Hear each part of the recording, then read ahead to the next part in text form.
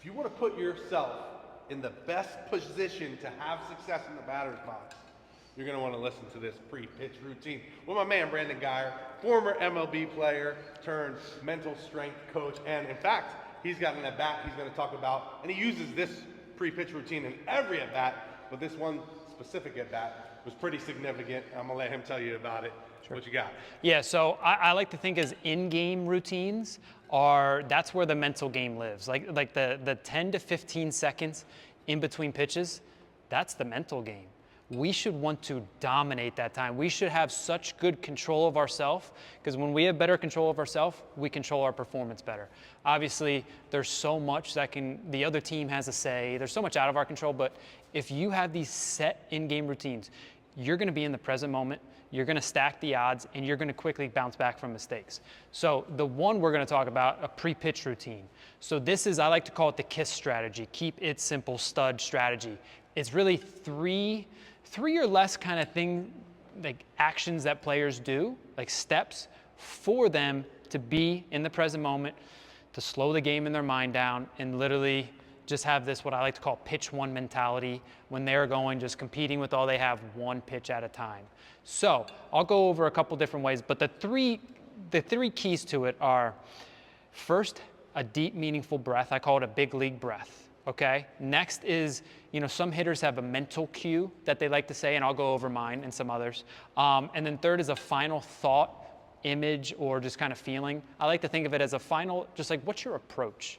Line drive right field, line drive up the middle, whatever it is. That's key. The very last part is key. It's all key, but it's very important because, as Derek Jeter says, I remember hearing this from Derek Jeter and I loved it. The last thing you think is the first thing you do. So we want that last thought. We want to be feeding that powerful, positive side of us more so than anything, because then our self-talk, we want it to direct our focus on what we want to happen. If we're not careful, that self-talk of that not great version of us takes control, and then we focus on, I hope I just put it in play. I hope I don't look bad. I hope I don't strike out here. And this is for hitting, pitching, and on defense. We're just talking hitting right now. So as far as pre-pitch routine, I'm going to go over what mine was that I used every single pitch. So let's just say I'm facing DeGrom, and just horrible. I look ugly. Okay, I step back. I get the sign from the third base coach. I come before I get back in the box, and obviously there's some pitch counts, so different levels you might have pitch counts. You got to make it so you're within that time. Hold up my bat, take that big league breath, and as you see right here is a focal point sticker. So this focal point sticker in the middle, I created this for ball players. You put it on your bat, on your hat, on your glove if you're a pitcher, or when you're on defense. In the middle, it says breathe. So this becomes a great tool for you to change your mental state in the moment, but it's also great because it's a reminder. Because if we're not careful, we forget to use these tools that we've developed. So this focal point sticker does just that. When you look at it, so not only is it going to remind you to breathe, and then it says KISS, keep it simple, stud, so remind you to keep things simple. But when we have a focal point, our focal point is something we look at to remind us of who we are at our best. It helps us get back to the present moment and keep things very simple. So look at that, take a deep breath while looking at the focal point sticker. I get in.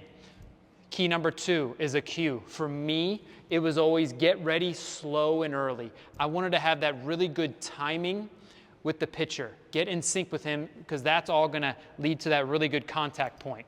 So once again, first 2, deep breath while looking at a focal point. A lot of players just pick like a letter on the bat or a little speck on their barrel. I'd get in. Everything's slowed down. I'm in control. Say slow and early. And then my final thought was my approach. I like to just keep it very simple. So I thought most of the time, and when I was in the big leagues, I was a platoon hitter for most of my career. So I was a righty hitter, faced pretty much, I faced righty pitchers, but a lot of lefty pitchers.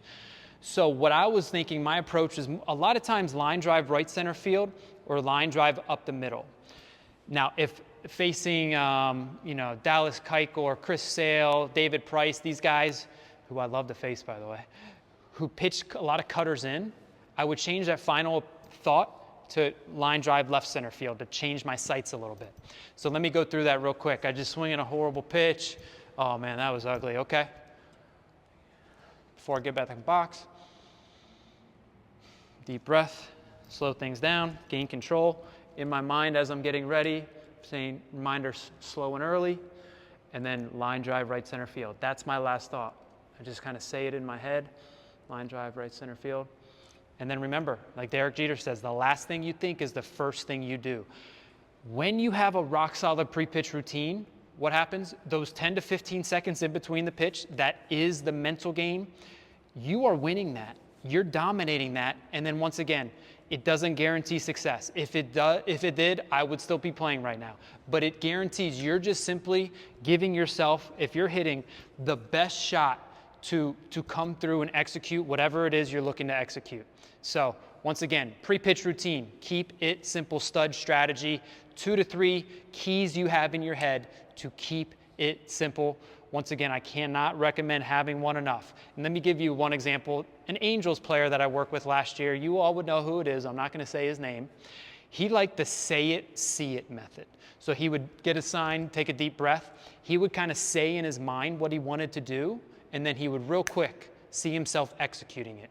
So that's another way you can do a pre-pitch routine. The key here is to know there's no the way. Find what works best for you. But I really recommend you do start by taking that deep breath to gain control and slow everything down and get back to the present moment. And then find what works best for you, what self-talk and thoughts and kind of feelings and cues work for you. And then once you have it, please do it every single pitch. Don't just do it when you're, first pitch of the at-bat or when it's 3-1 or when you're down 1-2. Do it every single pitch. Do it every single pitch. That's the pre-pitch routine right there. And I really believe you develop yours and really fine-tune it and do it all the time, very consistently, you're going to have more consistent results. And was your say it always line drive right center field? So it changed. Okay. Sometimes it depended on the situation. Okay. So the situation might change what we're doing up there, obviously. It would change based on that pitcher. If pitchers wanted to throwing cutters in a lot, I'm thinking more left center. Okay. So it really depended on the situation and the pitcher. So what if you're facing Aroldis Chapman, Game 7, World Series, 8th inning, you're up to bat. This is a real situation. Oh yeah, that's always real. Yeah. Yeah. Tell the story. First, I always say bring it on to that kind of stuff. Oh, I love it. First off, when I'm on deck for that at bat, Game 7, 2016 World Series, Game 7, I'm on deck, and I notice, and I became, because I've trained this, became mindful that worst self-talk was trying to take control. Oh, Brandon, it's the biggest at bat of your life. Don't mess up. Millions are watching. Come on, you gotta get a hit here. You gotta do this. And so, because I've trained it, I became mindful and I flipped the switch into what I like to call hungry lion, where I had this powerful body language, really good focus, and strong self-talk and specific mantras. So I'm on deck. When I'm on deck, and that at bat and every other. Like, I literally tried to not approach that any differently because, no matter the situation, it's all what you make of it and everything. So I like to think of it, not make it special like that worst self was trying to do originally. It's just another at-bat. Fall back on your training, Brandon. That's what I said. Fall back on your training. Yeah, this is the biggest at-bat of your life. Fall back on your training. As the Navy SEALs, they have a saying, something along the lines of, you don't rise to the occasion, you sink to the level of your training.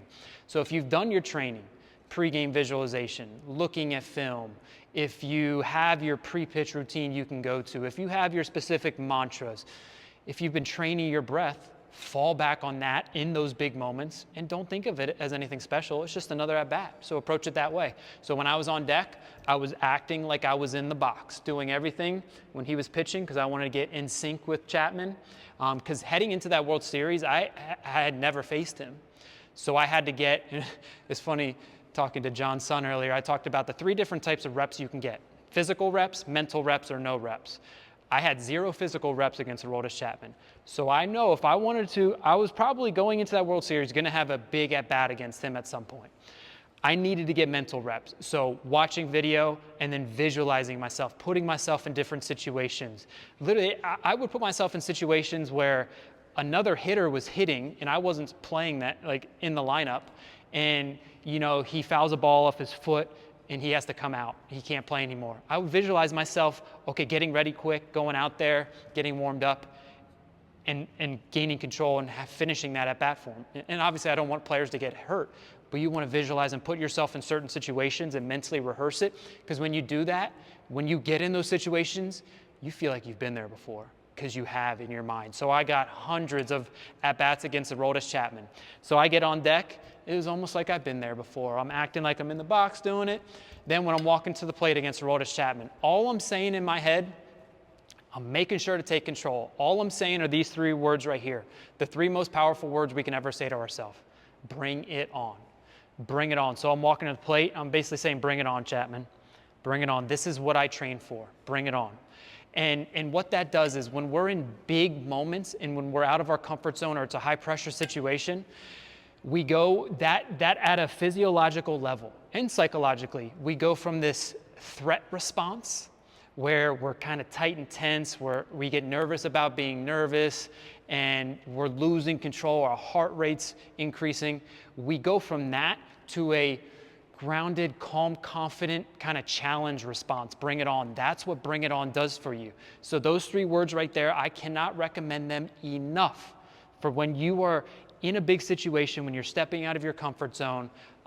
Say those words, just repeat them and say them out loud to take it up another notch. Okay, so then I'm saying that as I get up to the to that at bat, because once again, if I'm not saying those 3 words, I'm telling you that negative, that pessimistic version of us that we all have is going to try to take control.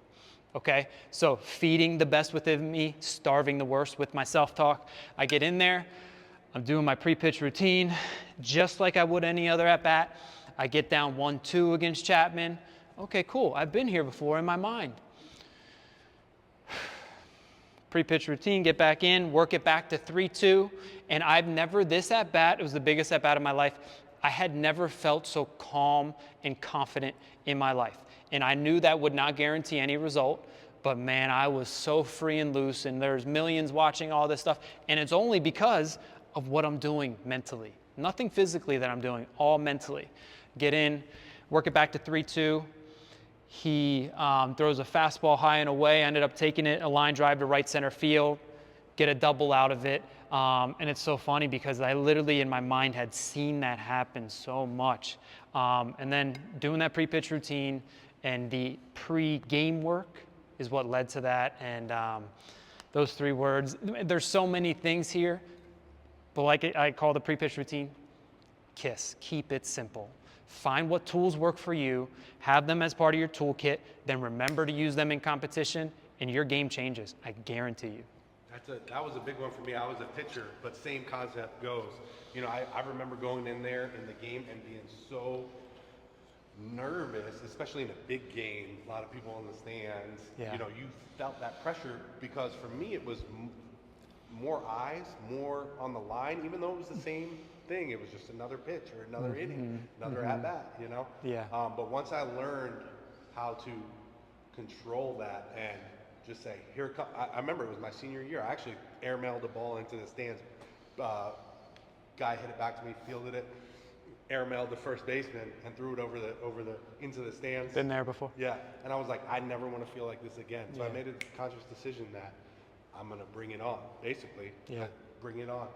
Every rep that I do, I'm gonna go 100%. And if I mess up, it's gonna be it doesn't matter because I gave it 100% full conviction and commitment to the Yeah. play. And Yeah. ever since then, the next time I would get in there, I was always worried about hitting batters, you know, with the ball. And I said, here comes a fastball inside. If I hit you, I hit you. Here it comes, sucker. And I would just let it rip. And that changed everything. Just that one mindset, that You one taking control of self-talk. self-talk, yeah, yeah. It was everything. And that was the year I got drafted. I was terrible my junior year. My senior year of college, I was That little lights out. shift, right? That one thing. It's crazy. One thing, and it was mental. I was Yeah. the same exact physical player. Yeah. Nothing changed. Yeah. I threw 1 mile an hour faster, but that doesn't, you know, Yeah. that doesn't get you drafted. Yeah. So that makes a lot of sense. I have a funny story about that if we have time for this video. Yeah. So Brad Miller, he was on the Rangers last year, 10 plus years in the in the big leagues, played in the World Series. So with Major League Mindset, I sometimes bring on former players to talk to everybody. 2 years ago, I brought him on. I played with him with the Rays for a while, so good friend of mine, just an amazing guy, Brad Miller. He's actually from Orlando. And I asked him, so he won the Brooks Wallace Award his third year at the University at Clemson. But the year before that, as a sophomore, he was statistically the worst shortstop in the country. He said, and I didn't really know the full story. He said, dude, Brandon, I led the nation in errors as a sophomore at Clemson. And he said, I would, especially national TV games against ACC teams, I would get out there, I would hope the ball was not hit to me. This fear of failure took over. I would literally, my self-talk was, don't hit the ball to me, though. And then what do you know? I'm a shortstop. I get a lot of balls hit to me. I either bobble it or I make a throwing error. And I led the nation in errors. So next year, I trained my mind and really took control of that self-talk. And he said the next year, he considered himself a vacuum. And he would say before every pitch, vroom, vroom, I'm going to eat everything up. And I was like, okay, so what else? What did you change physically? You just got a lot more reps? Nothing. He said, all I changed was my self-talk heading into junior year. So sophomore year at Clemson, the worst statistically in the country. Junior year, the best. And a first-round draft pick, he's now in the big leagues for 10 years. What was his change? His self-talk, how he talked to himself pre-pitch. And it goes back to this pre-pitch routine. Defense, pitching, hitting, have something that stacks the odds and allows you to take control. So I thought I'd mention that story. It's kind of like yours, yeah, you know. Very similar, very similar. And that one shift, that one thing, that one mental aspect of the game can make the hugest difference. So if you guys aren't doing that, or you're feeling like you're playing scared, there's something that you can do. Actually, April 28th, Brandon's putting on the 8-week live training for Major League Mindset. It's his program that's helped changing players across the country. I'm going to leave a link down below. You can click that. He's also been kind enough to give us a discount code where he's going to give you $250 off the live training, and I'll leave that down in the description as well. So be sure to use that coupon code. But you're going to go in there, you're going to learn a lot more. I know you already learned a lot from this video. We shot a bunch of other videos already, so be sure to check those out. And if you're watching this after April 28th, 2024, that's fine, because he's going to be doing more training in the future. That link will still work. I'm assuming the coupon code will still work for a long time. So go there, check it out, and definitely make that change, because it could be something little. You know, it might not be, even if, you know, it's one thing or two little things or three. He's got a lot of good stuff in there. But even if it's one thing that makes that change in your mind, it can elevate you to the next level, or at least help you be the best player that you can be. Yeah, allow you to find out how good you can be. And that's all we can. Does that mean big leagues for a long time? Who knows? But you know you did everything. So then I like to call, we can have two pains. We can have the pain of discipline during our career. That pain weighs ounces. Or we can have the pain of regret. And that pain weighs tons. And that's with you forever. So what John's talking about, you will have the pain. You'll have to be disciplined and work hard. We all have to accomplish anything worthwhile. But then you don't have that pain of regret. Right? Like personally for me, I wanted to play in the big leagues 10 years. I only played 7, but I can literally sleep well at night because I know I tapped into every ounce of potential. And so for you all, if you're obviously training the physical side, train the mental side, then no matter if that means you play just in high school or college or minors or the big leagues, hey, there's so much out of your control. I like to think Dio Valente. It means God willing. God willing, you put all the work in, it means you go play in the big leagues. Who knows? Who knows what's going to happen? You did your part, though, and that's all that matters. That's awesome. I just want to leave you with one thing, because this is something that I think about sometimes now, is my whole goal was to get drafted. That was my mindset. And I only played in the minor leagues. I never made it to the major leagues. And I was talking to Chris Richard.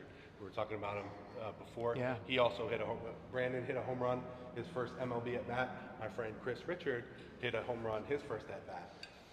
But I was talking to him, and he said his goal was to make it to the major leagues, but he regrets not saying he wanted to be an MLB All-Star. You know, so set the bar a little bit higher. Yeah. You know, we didn't come up with money. We were a lower middle income family growing up. So I thought, let me get drafted, get the signing bonus, and you know, I'm sailing off in the sunset. So I did that. You know, I got drafted and everything was cool. But then I didn't have that fire, that next goal to really want to get there. You know, there was nothing. It was like, I did it. I made it. You know? And it's funny, Chris said that too. I wonder if you have ever thought about that. Yeah, I love that. So instead of calling it goal setting, I like to call it target setting. Same exact thing. I just like thinking we have a target. It's something more powerful about it. So with target setting, yeah, I like to think of, you know, having a process. So I like to think of them as telescope to microscope.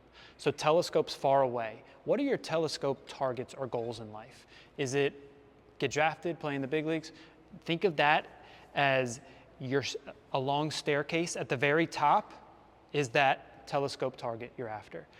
Now, we want to break it down microscopic to what do you do every single day? What's your process that's going to lead you to that goal, right? And then just do that once again, whether we feel like it or not. We just show up and we put the work in.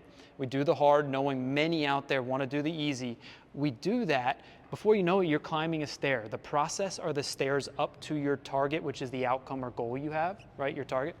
And the key thing is make it so you have to stretch. You want to make it realistic, but make it so you have to stretch. But then the key is, if and when you hit it, let's set a new target.